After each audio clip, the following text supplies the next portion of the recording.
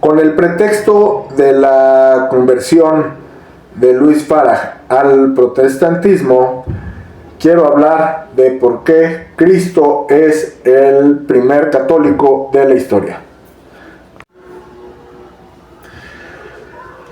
Me he topado con la pregunta de algunos hermanos protestantes que se cuestionan sobre dónde en la Biblia aparece el término católico. El término católico, para referirse a la iglesia, viene del mandato de Cristo, donde dice que vayan y hagan discípulos en todas las naciones. El término católico en griego quiere decir universal. Pero en la Biblia no se menciona literalmente el término católico. Bueno, aquí hay una controversia porque hay algún versículo donde habla de catoles eclesia, pero bueno, si no te satisface la respuesta de catoles eclesia, podríamos referirnos al mandato de Cristo de predicar el evangelio a todas las naciones, y eso haría que el Dios de Israel dejara de ser un Dios tribal para convertirse en un Dios universal o católico. Entonces podríamos concluir que Cristo es el primer católico de todos los tiempos. Por otro lado, católico es un atributo del cristianismo. A eso se podría referir en este término para que nuestros hermanos evangélicos se subieran conformes. El católico simplemente es universal. Ok, bien, Cristo fue el primer católico de la historia. Ahora podemos recurrir a que esto es una conclusión lógica de lo que dicen las escrituras, porque así como en la Biblia no encontramos el término Iglesia Católica Romana, tampoco encontramos el término Trinidad. ¿Dónde en la Biblia viene el término Trinidad? De los primeros escritores que hablaron de una Trinidad fue Tertuliano. ¿De dónde lo saca? Bueno, pues de las conclusiones lógicas de leer la Biblia. Y hoy casi ninguna rama del cristianismo niega la Trinidad. Incluso los hermanos en Adán, no niegan la Trinidad, y sin embargo no viene como tal en la Biblia, sino que es una conclusión lógica de leer las escrituras. Lo mismo pasa con la Iglesia Católica. Aparte, si vemos la lista de libros de la Biblia, el primer libro es, después de Hechos de los Apóstoles, es la carta a los romanos. Esto indica que la iglesia principal pues era la de Roma. Y con esto podemos ver que Cristo deja su mensaje muy claro a todas las naciones. Cristo ya no es un Dios tribal. Cristo ya no es un Dios para unos cuantos. Cristo quiere que todas las naciones de la tierra lo abracen como su Señor y Salvador. Y ojo, la verdad no es relativa.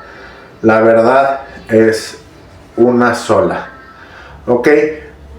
Y debido a la otra vez el hermano Edgar Pacheco hablaba de la intersubjetividad, ¿no? Que hay tantas conclusiones como seres humanos hay en el mundo, y que podían estar de acuerdo en lo esencial, pero en las doctrinas secundarias y terciarias no habría problemas. Y acaban de festejar con bombo y platillo que Luis Farag se acaba de hacer protestante. Pero ojo, ya escucharon, yo creo que si estuvieran en otra posición, ahorita los hermanos de la Alianza lo festejan porque deja la iglesia ortodoxa y se une al luteranismo. Pero ellos no se dan cuenta que el luteranismo está mucho más cerca de Roma y de la ortodoxia que del protestantismo que ellos practican. Eso es lo que Pacheco y ellos no quieren ver.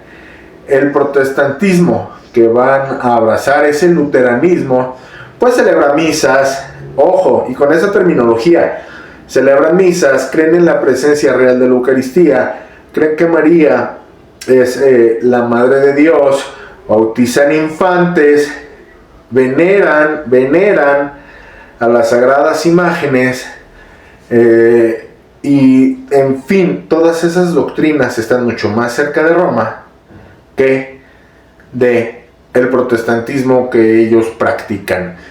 Entonces, supongamos que quitamos a Roma de la ecuación y dejamos a luteranos con evangélicos. Por supuesto que ellos van a tener muchísimas broncas doctrinales, pero ahorita el chiste es hacer frente común contra el enemigo común, que es la Iglesia Católica. Esto no puede durar mucho tiempo. O sea, realmente vi el video del hermano Luis Farag hablando del tema, y ahorita aparentemente no les importan esas diferencias doctrinales, pero ya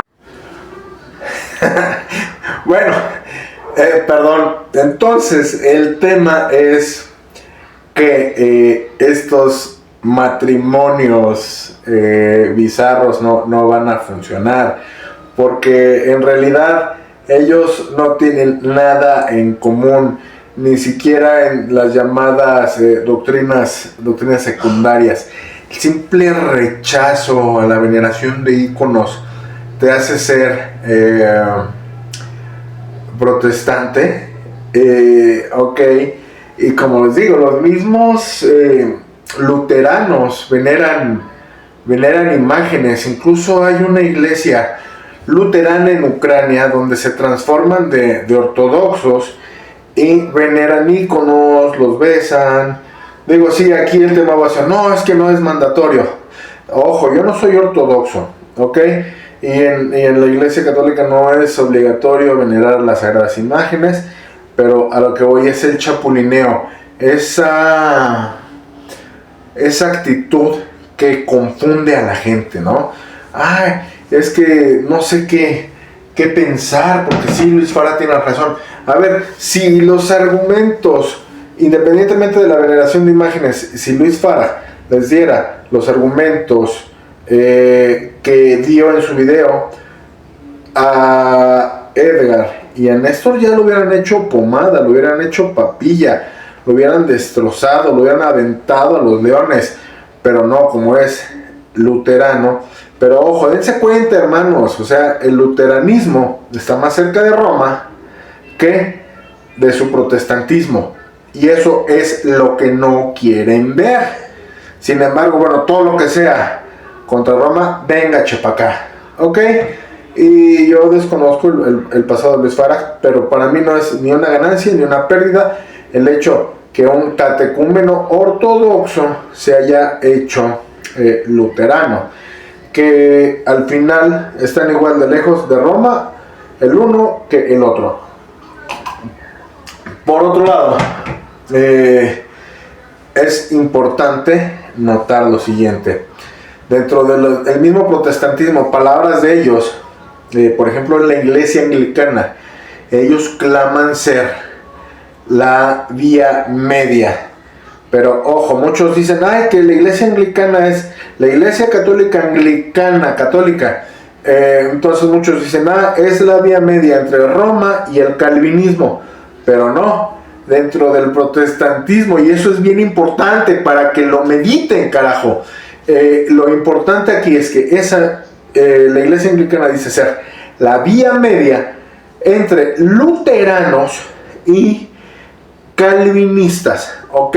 Esto quiere decir que si se dio esa confusión es porque el luteranismo histórico está más cerca de Roma, si quieres, en formas y en teología, que todos ellos. Y los reformados, digamos que son más el germen de todo el movimiento evangélico o evangelical, como se ha castellanizado ya ese término que me parece horroroso, evangelical, ¿ok? Entonces, hasta dentro de ellos son bastante diferentes. Y les digo, si quitásemos a Roma de la ecuación, ellos serían grandes enemigos. Entonces no se dejen confundir. Y recuerden, el primer católico fue Jesucristo. Jesucristo fue el primer católico de la iglesia. Jesucristo fundó la iglesia católica, y católico es simplemente un calificativo para el cristianismo. Es la iglesia cristiana es católica. La iglesia cristiana es universal. Ok, y si hablamos de cristianismo, es un apunte rápido nada más. En árabe, cristiano se dice Masihí, que quiere decir Mesías, mesiánico. Ok, así es, no existe como tal el término cristiano en árabe, sino es Masihí, que viene de Masih, que quiere decir Mesías. Ok, entonces es la iglesia mesiánica universal, la iglesia cristiana católica. Sin más, espero que esto les sea útil, les sea de claridad, que se quiten de confusiones y que no crean que estos chapulineos aportan algo a la cristiandad, simplemente aportan a la farándula. Más bien, lo que quiero yo aquí es que con el pretexto de la conversión de Luis Faraj, hablemos de que Cristo es el primer católico de la historia.